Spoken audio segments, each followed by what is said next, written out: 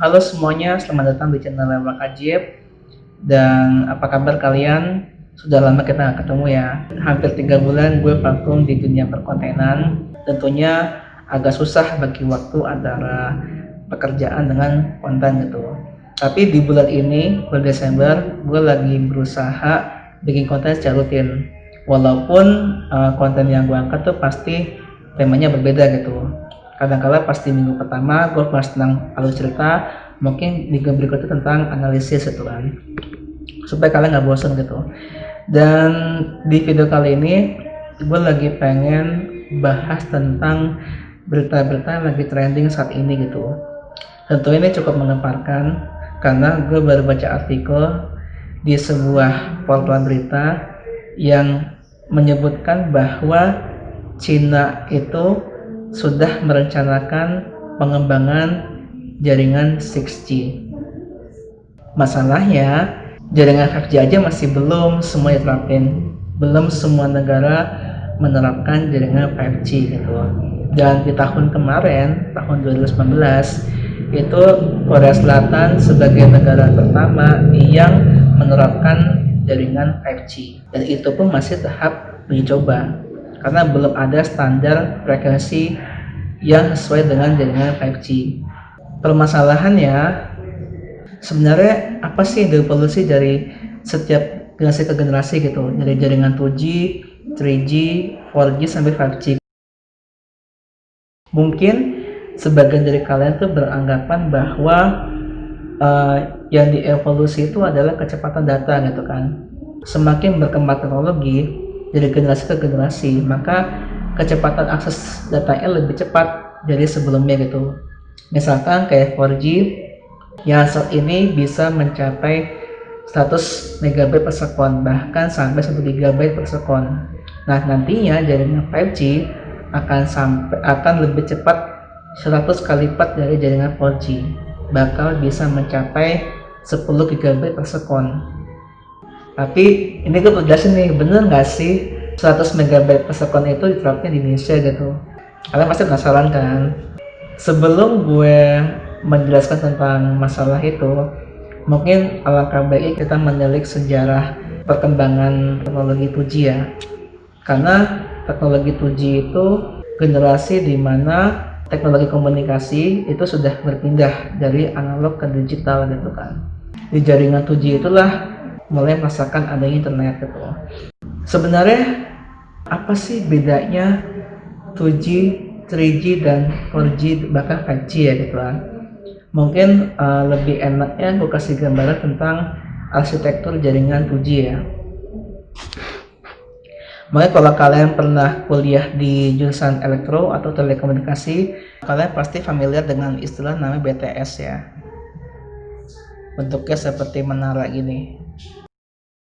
BTS itu bukan Bangtan ya, bukan boyband Korea ya, tapi BTS itu kepanjangan dari Base Transceiver Station, BTS. Ya. Ini fungsi sebagai stasiun di mana sinyal itu mengirim serta menerima. Nah, BTS ini dikontrol sama yang namanya BSC. Ya. Itu. Nah, biasanya lah yang mengontrol semua jaringan BTS itu kan, yang di area terdekat gitu.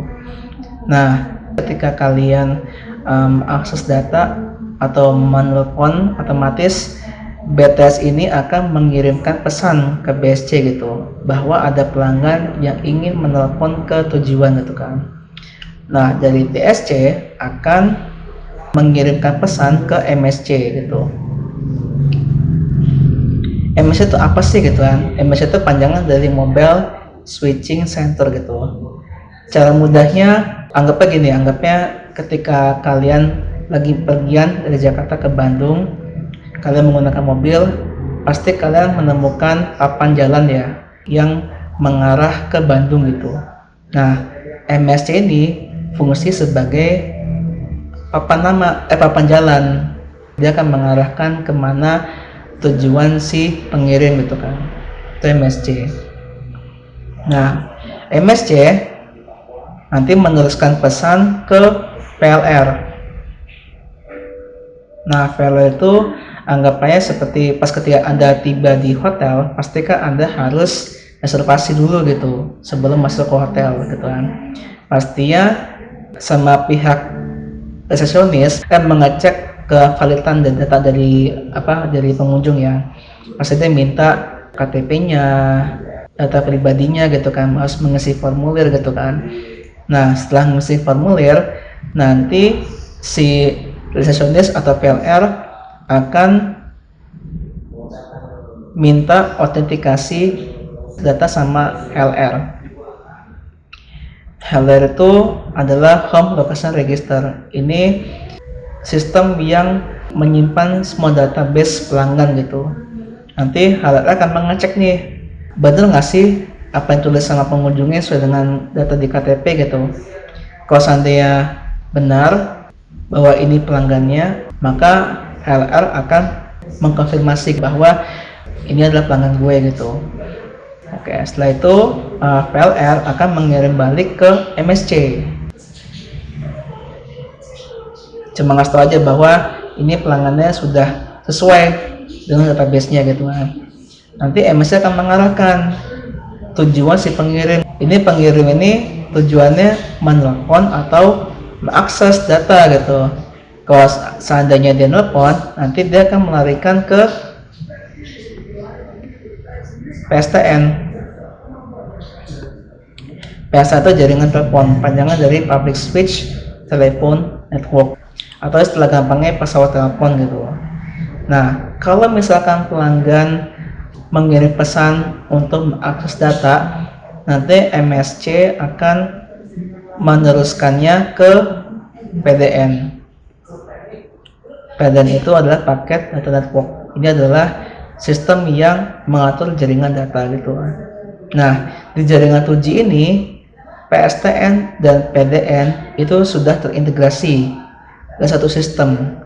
Sistemnya dinamakan adalah ISDN. Ya.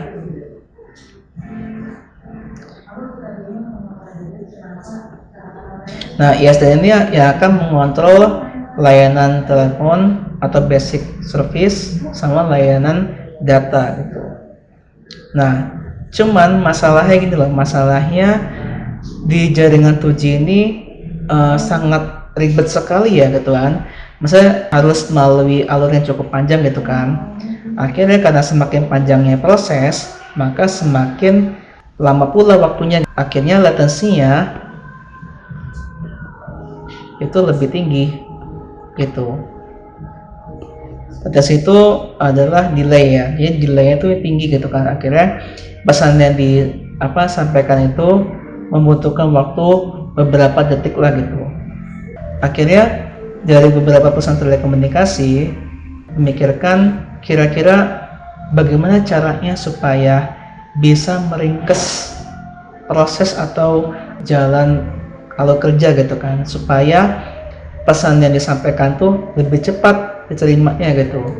Akhirnya muncullah generasi ketiga. Oh ya, sebelumnya ini gue perlu jelaskan bahwa di generasi kedua ini muncul dua pemain ya. Yang pertama GSM, yang kedua CDMA ya. Nah, sebenarnya secara arsitektur jaringan keduanya sama ya. Yang bedanya GSM itu menggunakan standar dari Eropa yang dinamakan ETSI ya. Sedangkan CDMA mengikuti standarnya Amerika atau ATSI atau ANSI, ANSI ya. Nah, yang kedua adalah teknik transmisinya. Kalau GSM itu waktu itu menggunakan TDMA.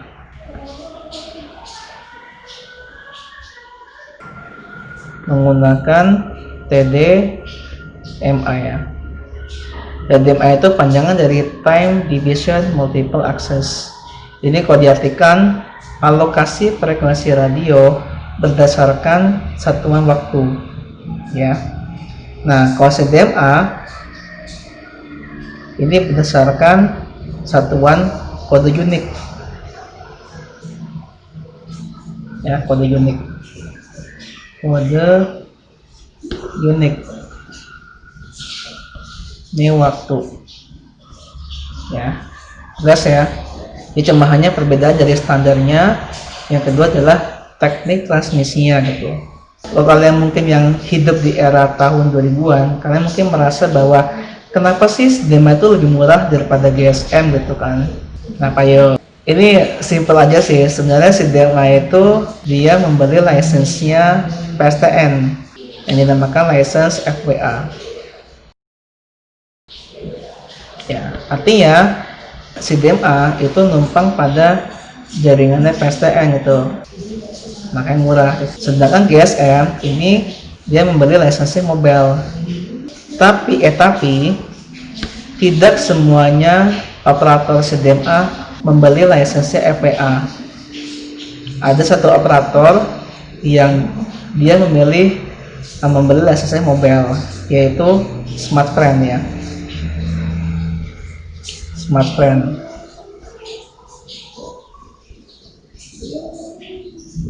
Ya. Nah, sementara yang lainnya menggunakan FWA seperti Asia, terus ada Flexi punya Telkom sama Star One ya. Nah, cuma kenapa ketiga operator ini gulung tikar gitu, sedangkan Smartfren itu masih bertahan? Ayo kenapa? Jawabannya simple, karena di zaman sekarang ini orang sudah mulai beralih ke data ya. Jadi kalau orang nelpon itu nggak perlu nelpon mesti menghitung per waktu, menghitung per menit. Cukup mereka menggunakan data via WA atau Skype, ya kan? Nah, karena jumlah pengguna telepon semakin berkurang, masukan juga makin berkurang, otomatis bangkrut. Cuman kalian tahu nggak sih sebenarnya kenapa sih Eropa menerapkan GSM sedangkan Amerika tetap pakai CDMA gitu? Bahkan ada 3 negara yang hanya memiliki satu operator, hanya memiliki CDMA aja gitu, mereka nggak punya GSM. Soalnya di Indonesia ini masih hybrid ya, GSM sama CDMA gitu. Keempat negara itu adalah Amerika, Kanada, Jepang, dan Korea. Keempat ini full menggunakan jaringan CDMA. Nah, alasannya kenapa sih mereka menggunakan CDMA sebagai teknik transmisinya? Alasannya simple, demi keamanan. Karena CDMA itu teknik transmisinya menggunakan kode unik ya. Otomatis dan kode unik itu para hacker itu susah menyadapnya gitu. Sedangkan kalau GSM karena menggunakan CDMA itu dengan mudah para hacker menyadapnya. Akhirnya di jaringan 3G ya, mereka mulai beralih ke YCDMA. Jadi YCDMA itu dimiliki sama jaringan GSM, bukan CDMA. Cuman namanya sama, tapi sebenarnya beda gitu. Kalau CDMA memiliki FDO. Jelas ya. Sebenarnya apa sih yang dievolusi di jaringan 3G gitu?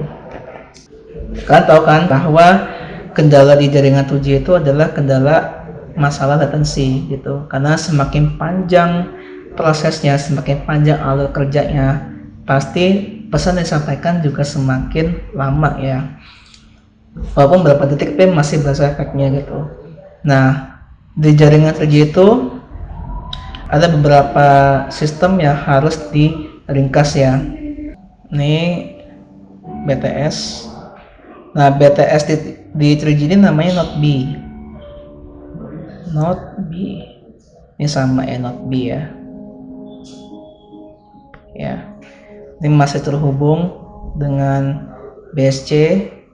Nah, kalau di 3G namanya RNC. Ya. Ini masih terhubung dengan core network, ada MSC ya, ada PLR, ada HLR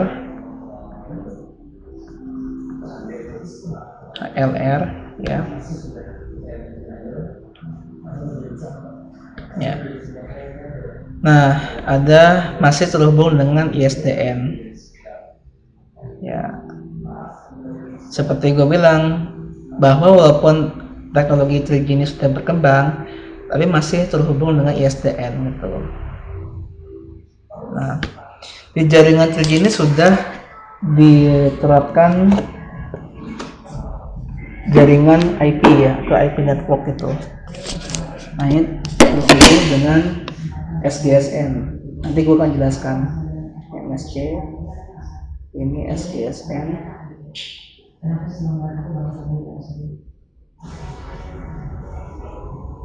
Ini WGSN.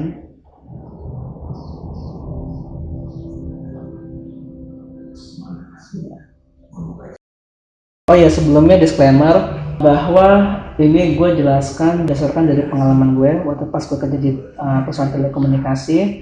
Jadi kalau seandainya ada kekurangan atau ada salah pahaman, mohon dimaafkan karena ini gue hanya bisa menjelaskan dari pengalaman gue aja sih.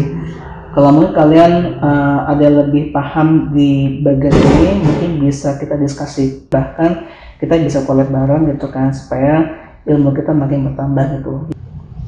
Oke, ini balik ke jaringan 3G ya, IP network ya. Oke, sip. Nah, di jaringan 3G ini adalah generasi ketika orang sudah terbiasa menggunakan internet ya, otomatis kapasitas data itu lebih besar daripada kapasitas telepon gitu kan. Akhirnya jaringan data itu sebagian besar dialihkan ke IP gitu kan. Nah, apakah PDN di ISDN ini masih dipakai? Masih. Kalau masih ada pengguna yang cuma hanya memiliki feature phone ya, atau HP yang cuma bisa maksimal jaringan GSM doang atau jaringan 2G ya. Ini sebenarnya gini, ini sebenarnya dari node B sampai ke ISDN ini sistem yang dimiliki oleh provider atau operator telekomunikasi. Sedangkan dari SGSN sampai ke IP network ini yang dimiliki sama orang luar, dikatakanlah eksternal PDN ya. Nah, tujuannya apa? Seperti yang gue bilang, tujuannya adalah bisa menghemat biaya gitu. Karena kalau masih dipertahankan di ISDN, otomatis biaya yang dikeluarkan banyak ya. Kita harus mengeluarkan biaya lebih untuk perluasan infrastruktur lah gitu. Nah, itu pasti sangat berat sekali ya gitu. Otomatis harga yang ditawarkan itu lebih mahal gitu. Maka jaringan data dialihkan ke IP ya. Nah, biasanya IP ini providernya apa aja nih gitu. Contohnya Cisco, terus ada Juniper gitu ya. Ini salah satu provider penyedia IP network yang sering banget dipakai sama beberapa operator di Indonesia gitu. Ini biasanya kalau yang ahli IP yang dapat sertifikat dari Cisco tuh paling gampang dicari lah gitu sama perusahaan provider, karena ini sangat dibutuhkan banget ya. Karena data ini paling sering dibutuhkan sama perusahaan operator gitu. Ya. Oke. Nah, ini gue perlu jelasin nih. SGSN ini adalah sama kayak MSC, dia memberi petunjuk gitu kan, cuma petunjuk bagi pengguna yang ingin mengakses data gitu kan. Nah, PGSN gateway-nya, jadi gateway yang menghubungkan jaringan operator dengan jaringan IP yang dimiliki sama vendor gitu. Sebenarnya jaringan 3G ini nggak cuman mengintegrasikan dengan jaringan IP, tapi juga mengintegrasikan dengan sesama BSC atau sesama RNC ya gitu. Tujuannya apa? Untuk mengurangi latency gitu. Semakin ringkas proses atau alur kerja, maka semakin cepat pula informasi yang disampaikan gitu. RNC.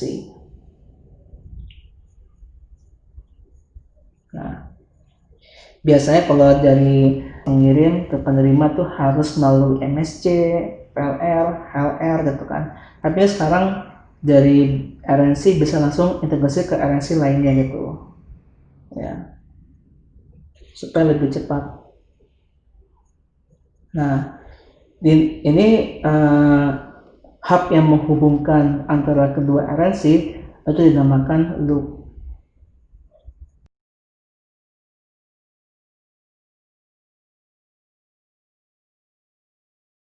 Jelas ya. Jadi kalian tahu gambarannya ya, sebenarnya apa yang dievolusiin. Yang pertama, sistemnya harus disederhanakan. Semakin ringkas proses di sistem, maka semakin cepat pula data yang dikirimkan. Yang kedua adalah integrasi. Nah, terus oh ya, sebelumnya gue kasih tahu sistem di jaringan 3G ini namanya UMTS ya. TS ya. Oke. UMTS dimiliki sama GSM, sedangkan FDO dimiliki sama CDMA ya. Nah, terus pas mulai masuk ke era 4G, nah sebenarnya apa lagi nih yang perlu disederhanain? Nah, kita buang namanya MSC sama RNC. Karena kedua ini udah nggak dibutuhin lagi gitu. Karena MSC ini cuma hanya sebagai apa nama doang kan, jadi bisa langsung menuju ke SDSN atau menuju ke PLR gitu. Kalau di 4G ini BTS namanya E-Not B. Itu dari kata evolusi not B gitu. Jadi di jaringan 4G ini sama E-Not B ini bisa berinteraksi gitu. Lebih sederhana, lebih cepat pula data yang disampaikan gitu. Dan dari E-Not B ini langsung diarahkan ke PLR tanpa melalui MSC gitu. Nah, seperti biasa PLR minta autentikasi sama HLR, nanti HLR akan meng-acknowledge data pelanggan gitu ya. Jadi di jaringan 4G ini sudah full data ya, sudah full data gitu. Nah, pertanyaannya apakah ISDN masih dipakai? Masih dipakai karena masih banyak pengguna feature phone, terutama di orang-orang yang tinggal di daerah rural ya, daerah pedesaan atau daerah terpencil tuh mereka masih mengandalkan feature phone ya gitu. Seperti itu. Jadi jelas ya, yang dievolusi itu adalah sistemnya harus disederhanakan. Dengan penyederhanaan sistem, otomatis biaya dikeluarkan tuh lebih murah dari sebelumnya gitu. Ya pasti kapasitas ISDN ini sekarang ini sudah mulai berkurang, sudah dismantle ke jaringan 4G gitu. Ini kalau kalian pusing, mungkin kalian bisa tanya langsung di kolom komentar, nanti saya akan balas.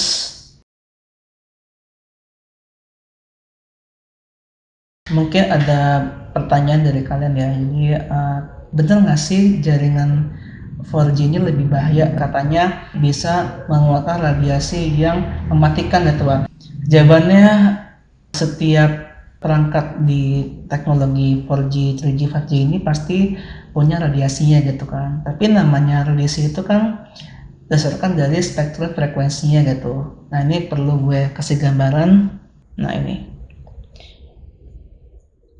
Oke, ya. Jadi spektrum frekuensi ini dibagi dua ya.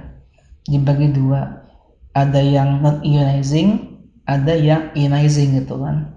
Nah, masalahnya jaringan 7 sampai 5G ini kan masih tergolong jaringannya radio ya, frekuensi radio gitu. Masih antara 30 kHz sampai 300 GHz gitu kan.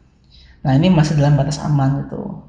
Nah, kalau kalian mungkin masih penasaran seberapa besarkah sih radiasi yang dikeluarkan dari frekuensinya si 2G, 3G, 4G ini gitu. Kalau kalian mungkin pernah belajar fisika ya, kalian pasti tahu rumus ini. E sama dengan H dikali F ya. Nah, E ini adalah energi radiasi ya. Nah, H ini adalah konstanta Planck. Oh, sama Planck. Nah, F ini adalah frekuensi ya. Nah, H ini kan sudah ada tetapannya ya. Jadi H ini sama dengan 6 kali 6 dikali 10 pangkat minus 3, 4 ya. Itu. Nah, intinya semakin tinggi frekuensi maka semakin tinggi pula radiasinya, tapi yang seperti gue bilang bahwa frekuensi radio ini masih dalam batas aman gitu, masih di bawah frekuensinya inframerah gitu ya. Mungkin kita bisa lihat frekuensi di masing-masing teknologi ya. Kita lihat di jaringan GSM CDMA ini frekuensi dari 824 sampai 960 MHz ya. Sedangkan di jaringan 3G seperti UMTS, UMTS ini dari 2500 sampai 2690 atau 2,6 GHz. Nah, ini frekuensi yang dimiliki sama jaringan 3G ya, UMTS tuh. Lalu bagaimanakah dengan jaringan 4G gitu? Mungkin lebih tinggi lagi atau mungkin sama gitu. Masalah gini ya, masalahnya spektrum frekuensi di setiap negara itu pasti memiliki standar yang berbeda gitu. Nah, kalau di Telkomsel itu mereka punya parameternya gitu. Ini bisa lihat di portalnya Telkomsel. Nih, kalian mungkin bisa baca ya. Bisa baca. Nah, ini. Di sini sejelas kalau frekuensinya 2,3 GHz, maka bandwidth yang disuplai itu sekitar 30 MHz atau 30 megabit per sekon ya. Nah, untuk frekuensi 2,1 GHz, maka bandwidth yang di-provide itu sekitar 15 MHz kan.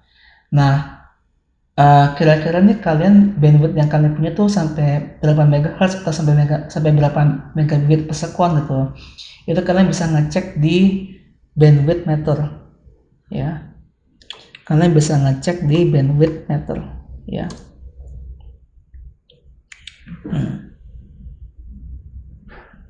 Oke. Nah, di sini akan tinggal klik mulai. Nanti bisa mengetahui. Nah, ini gue tes yang punya gue.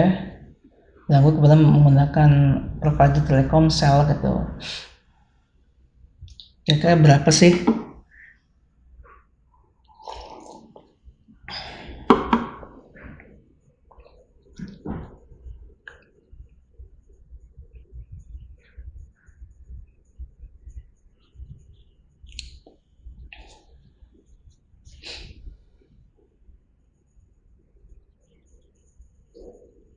Ternyata kecil sekali ya, cuma 0,3 megabit per sekon ya. Berarti gue berada di frekuensi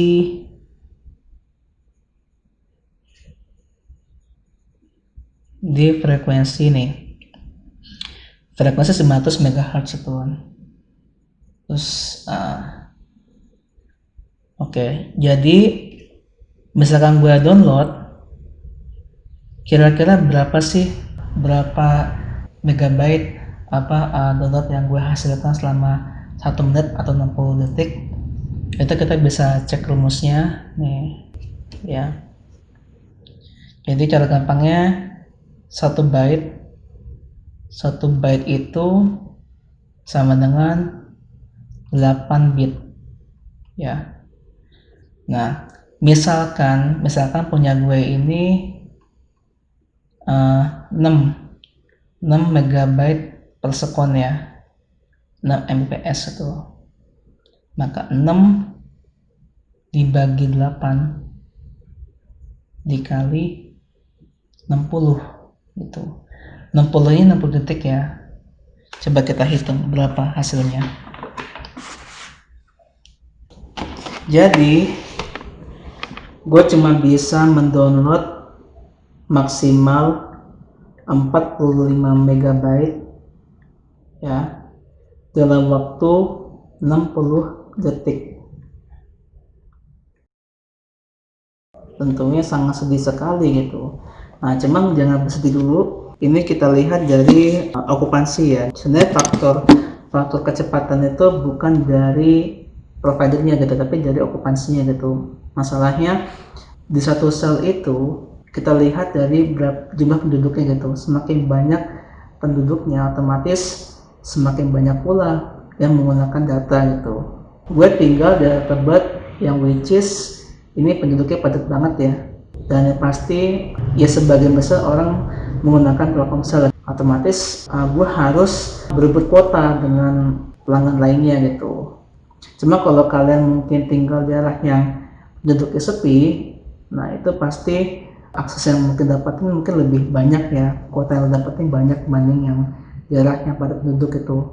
Tapi ini juga dilihat dari bandwidth yang di supply sama Telkomsel gitu. Masalahnya Telkomsel itu dia mensuplai bandwidth berbeda-beda, jadi nggak semua daerah itu memiliki bandwidth yang sama gitu.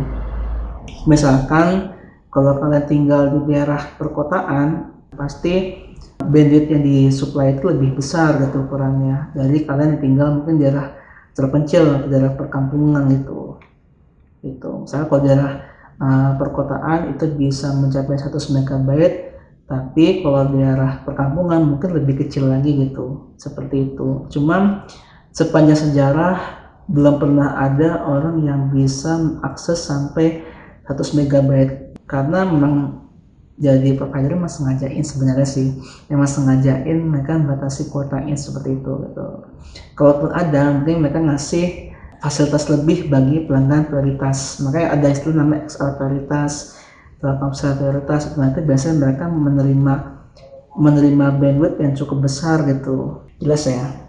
Jadi terjawab bahwa yang dievolusi itu adalah sistemnya yang harus disederhanakan.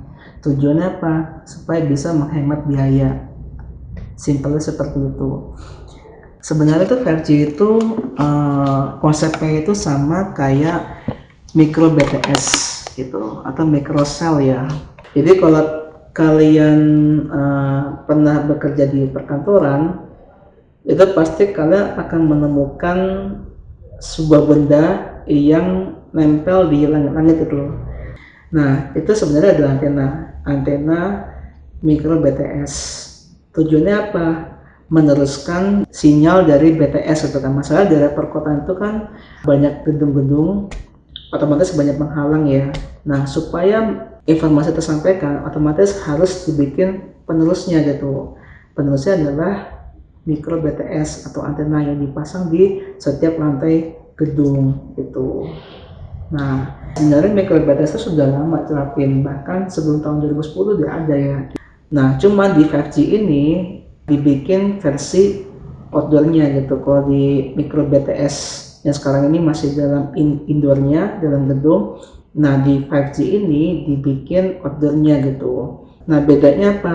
Micro BTS dengan BTS, bedanya adalah jangkauannya gitu. Kalau micro BTS biasanya jangkauannya lebih kecil daripada BTS gitu.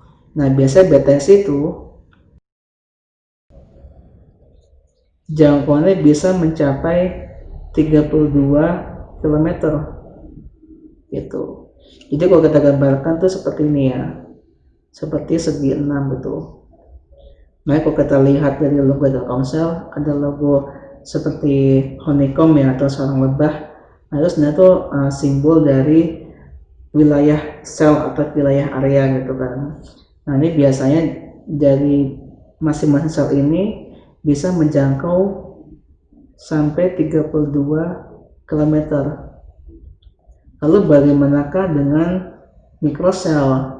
Mungkin lebih kecil lagi mikrosel gitu ya, dibagi-bagi, dipotong-potong mikroselnya gitu. Nah, keuntungannya apa gitu? Dengan jangkauan yang lebih kecil, otomatis akses yang didapatkan lebih besar daripada jaringan PTS seperti itu gitu. Cuman pernyataan bener nggak sih jaringan 5G ini lebih bahaya dibanding 4G, bahkan lebih mematikan gitu?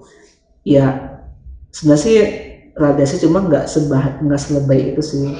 Nah masalahnya kan seperti gue bilang, jadi namanya frekuensi radio itu masih dalam batas aman gitu ya, masih dalam di bagian non ionizing gitu. Beda hal dengan frekuensi yang jadi reaksi nuklir, itu mungkin lebih bahaya dibanding frekuensi radio. Nah walaupun resikonya kalau jaringan 5G itu nantinya akan dipasang di setiap sudut gitu kan, nanti bisa dipasang di dalam rumah, dipasang di lampu-lampu jalanan atau di traffic light gitu kan, ya pasti resiko radiasi lebih tinggi daripada jaringan 4G seperti itu. Jelas ya. Lalu bagaimana dengan jaringan 6G? Ini gue belum tahu, soalnya seperti yang gue bilang, ini 5G ini masih dalam tahap dicoba ya, belum diketahui standar frekuensi spektrumnya gitu. Oke, sekian dulu untuk video kali ini. Mungkin kalau kalian ada pertanyaan silahkan masukkan di kolom komentar, dan saya berharap kalian bisa buka mata tentang informasi yang sebenarnya gitu, karena banyak sekali berita-berita yang beredar itu kadang-kadang informasi itu masih kurang valid ya.